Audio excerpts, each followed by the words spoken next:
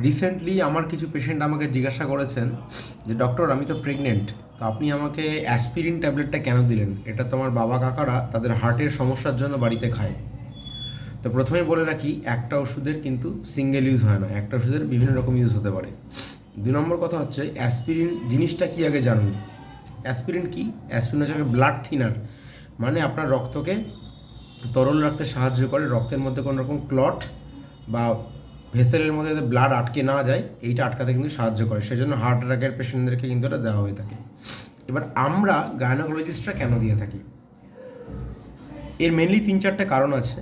প্রথম কথা, যেসব পেশেন্টদের আগে মিসক্যারেজ হয়েছে বা বাচ্চা নিজে থেকে বেশ কয়েকবার নষ্ট হয়ে গিয়েছে, সেসব পেশেন্টদেরকে কিন্তু আমরা দিয়ে থাকি আটকানোর জন্য।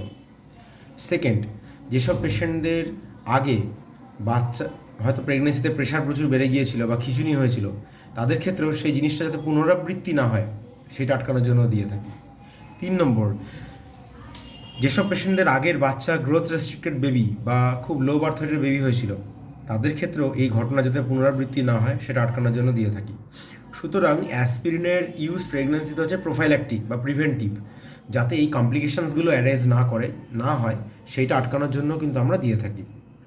সেই জন্য অ্যাসপিরিন আমরা গর্ভবতী পেশেন্টদেরকে, যেগুলো ইন্ডিকেটেড পেশেন্ট, অবশ্যই সবাইকে নয়, যাদের ক্ষেত্রে আমরা ইন্ডিকেশন মনে করি তাদেরকে প্রেগনেন্সি পজিটিভ আসার সঙ্গে সঙ্গে আমরা স্টার্ট করি। কদিন খাবেন?